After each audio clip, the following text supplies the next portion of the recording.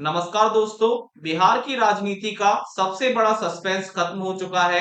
जिस नाम पर लंबे समय से अटकलें थी, जिस चेहरे पर कांग्रेस समेत पूरा गठबंधन आखिरी समय तक चुप्पी साधे हुआ था, आखिरकार उस चेहरे का ऐलान हो चुका है। महागठबंधन यानी इंडिया ब्लॉक ने आधिकारिक तौर पर राष्ट्रीय जनता दल के नेता तेजस्वी यादव को बिहार विधानसभा चुनाव के लिए मुख्यमंत्री पद का उम्मीदवार घोषित कर दिया है। केवल सीएम का चेहरा नहीं बल्कि उप मुख्यमंत्री का चेहरा भी फाइनल हो चुका है। वीआईपी प्रमुख मुकेश सहनी महागठबंधन की जीत की स्थिति में उप मुख्यमंत्री बनेंगे। ये बड़ा ऐलान किया है कांग्रेस के वरिष्ठ नेता और राजस्थान के पूर्व मुख्यमंत्री अशोक गहलोत ने। इस घोषणा ने बिहार के चुनावी माहौल को पूरी तरह से बदल दिया है। इस घोषणा के मायने बहुत गहरे हैं। एक तरफ महागठबंधन ने ये ऐलान करके गठबंधन की एकजुटता का मजबूत संदेश दिया है। कांग्रेस समेत सभी छोटे सहयोगी अब एक युवा चेहरे के नेतृत्व में चुनाव लड़ेंगे। महागठबंधन ने ये घोषणा करते हुए एनडीए को सीधे चुनौती दी है।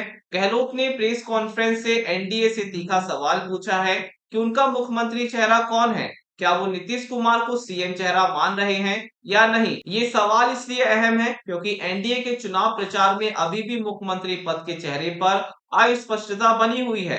तेजस्वी यादव ने भी इस मौके का फायदा उठाया और कहा कि एनडीए जानबूझकर नीतीश कुमार के नाम का ऐलान नहीं कर रहा है। इस ऐलान से पहले महागठबंधन में सीटों के बंटवारे और सीएम चेहरे को लेकर काफी मतभेद और खींचतान चल रही थी। कांग्रेस और आरजेडी के बीच कई सीटों पर पेंच फंसा हुआ था, लेकिन अशोक गहलोत की मध्यस्थता के बाद यह घोषणा की गई कि गठबंधन पूरी तरह एकजुट है और मतभेदों को सुलझा लिया गया है। मुकेश सहनी को डिप्टी सीएम चेहरा बनाकर अति पिछड़ा वर्ग को भी साधने की कोशिश की गई है। अब जब महागठबंधन ने अपना सेनापति घोषित कर दिया है, तो ये देखना दिलचस्प होगा कि एनडीए इस चुनौती का जवाब कैसे देता है।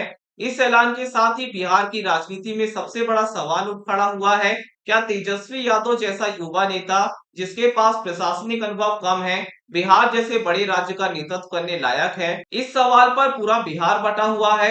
एक तरफ वो लोग हैं जो उन्हें जंगल राज की विरासत का उत्तराधिकारी मानते हैं, तो दूसरी तरफ वो युवा हैं जो उन्हें बदलाव की उम्मीद मानते हैं। आइए देखते हैं कि विपक्ष उनके नेतृत्व पर क्या सवाल उठाता है और तेजस्वी के समर्थक उन्हें क्यों सीएम पद के लिए सबसे सही मानते हैं।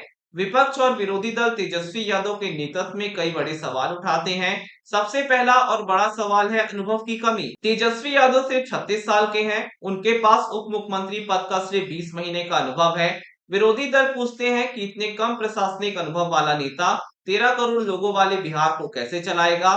दूसरा बड़ा सवाल जंगल राज की विरासत को लेकर होता है। विपक्ष आरोप लगाता है कि तेजस्वी अपने माता पिता लालू प्रसाद यादव और राबड़ी देवी के कार्यकाल के जंगल राज की याद दिलाते हैं। विरोधी कहते हैं कि जो परिवार खुद भ्रष्टाचार के आरोपों से घिरा रहा, वह सुशासन कैसे देगा।